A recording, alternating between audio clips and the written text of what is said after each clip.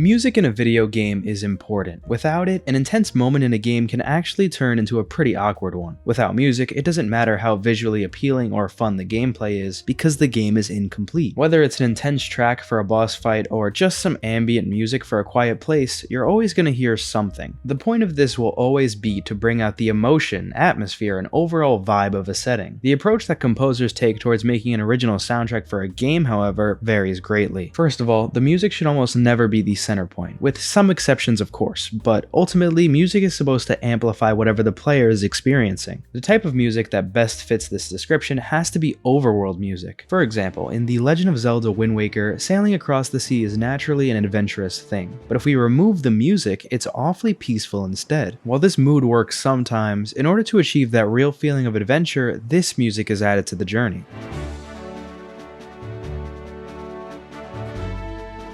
While we're on the topic, let's quickly talk about one of Wind Waker's successors, Spirit Tracks. Despite being on a pretty mediocre platform for audio, the Nintendo DS, this game somehow optimized the overworld theme to match the strength of Wind Waker's and perhaps even surpass it in quality. Utilizing the signature instrument of the game, the pan flute, the overworld theme embodies the feeling of adventure but also adds a hint of determination to it. Unlike Wind Waker's boat, you aren't as free to move around in the train, but nevertheless, it feels like you're on a grand adventure. Considering how many times you'll hear these tracks, it was important for the composers to not make the songs too distracting, but also give it that nostalgic feel that we still remember to this day. And in my opinion, they did that perfectly. But while these adventurous overworld tracks do an amazing job at making the music work with the visuals, another great thing music can do is hype you up. To understand this, I think we need not look any further than Life Will Change from Persona 5. For those who haven't played it, this game has you act as the leader of a group of teenagers who basically stop some of the most evil people in Japan. You do the typical JRPG things with dungeons and battling, and at the end of each segment you must fight a boss. But before you face them, this is the song you hear. For the first few dungeons of the game, the instrumental is all that's played. However, when you reach the more climactic parts of the game, the song's lyrics are revealed. This is not only a stylistic change, but an emotional one too. The instrumental wasn't necessarily emotionless, far from it. When you have as good of a vocalist as Persona 5 had, you can add so much more. For some reason, this version feels a lot more personal. At this point in the game, you've started to get a lot more attached to these characters in your party, and you really feel like you are the protagonist. With these lyrics, it feels like this is what your party is thinking as they face the bosses. This isn't the final form of the song though, that is found in Persona 5 Royal. While technically a different song, the incorporation of the themes found in not only Life Will Change, but also Persona 5 in general makes this piece perhaps the greatest hype song in the game. Not only that though, it also incorporates some emotional lyrics and vocal delivery that helps emphasize the point that this is the last fight in the game. As much as I'd love to talk about Persona music for hours, and we will talk about it more later, I think we should take a break and look at one of my favorite personal franchises, Pokemon. Now there are a ton of Pokemon games, so if I don't mention your favorite song, I probably like it too. But how could I mention Pokemon music without talking about the entirety of Gen 3's soundtrack, specifically the remakes? I can't play every song here, but I think I can probably give a burst of nostalgia to a few people with this one. I didn't grow up with Pokemon Emerald or anything, and my first real experience with Gen 3 was through Omega Ruby. I know some people aren't really a fan of these remakes, but personally, this is one of the most nostalgic games for me. Pokemon Emeralds had an amazing soundtrack that the remakes went on to improve tremendously. Just take a listen to how the original Rustboro City sounds compared to the remake.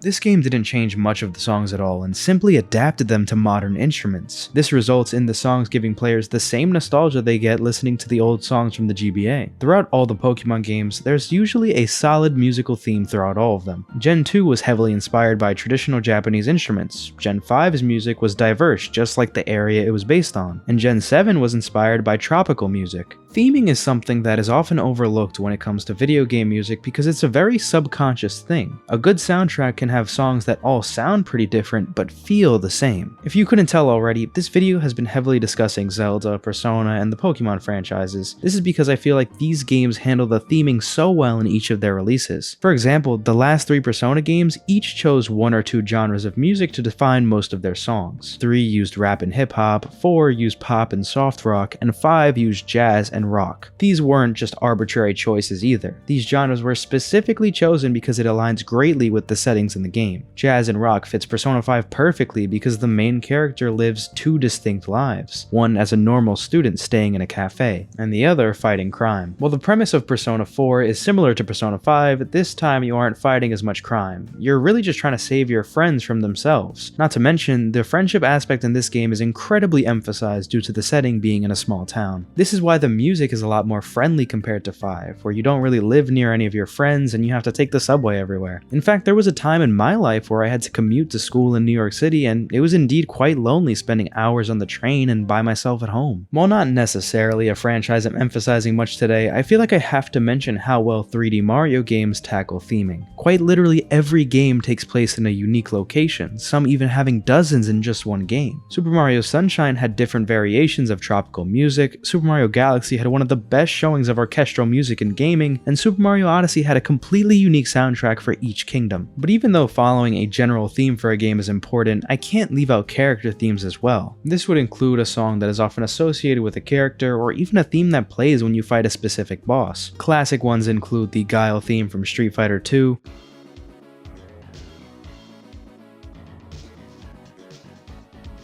Cynthia's theme from Pokemon,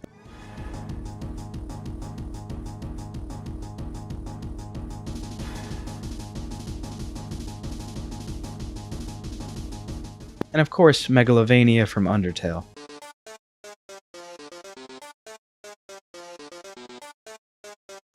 Honestly, Undertale might have some of the greatest themes in all of gaming just because of how well they complement the characters while also just being bangers to listen to. Not too far away from boss themes, battle themes are also amazing in how well they impact your memory of a game. These are probably the tracks you'll hear most in any style of RPG game, and in Pokemon for example, the wild Pokemon theme will be heard probably several hundreds of times in a playthrough, so you bet that composers will make sure that the song will be very listenable. These themes in the Pokemon games are actually pretty interesting because it seems like each game tries to evolve on the past version of it while adding the region's signature charm. For example, Generation 3's battle theme keeps many motifs of the past two games' versions, but adds specific instrumentation and patterns unique to the Hoenn region. Not every song is meant to be in the background, however. Remember playing Super Mario Odyssey for the first time and hearing Jump Up Superstar? At the time, this was super random because Mario games almost never had music with vocals. Despite this, the song was quickly a viral success in both the gaming community and even somewhat on the mainstream internet due to TikTok. It seems like when it comes to music, people are so incredibly territorial and don't like venturing off to other genres, so it's interesting how video game music can introduce people to genres they would have never listened to before, like jazz or rock. I don't think the composers of video game music get quite enough credit for the work they do. Honestly, it feels like a lot of modern music is the same thing over and over again, while video game music is almost unique to every game it belongs to. Don't get me wrong, there are hundreds of thousands of great musicians that don't get recognition. All I'm saying is that video game musicians are a part of that group. One of my favorite things to watch on YouTube are these musician reacts videos when they listen to a certain video game track for the first time, and in basically every one of these, they always comment on the theming, the unique melodies, and other intricacies that aren't as common in most mainstream genres. There was a time where video game music was pretty much a genre of its own, since everything was very 8-bit sounding. But now with the implementation of both live and high-quality VST instruments, gaming genres have no limits. I mean, Persona literally has a classical song as one of the main themes of the franchise.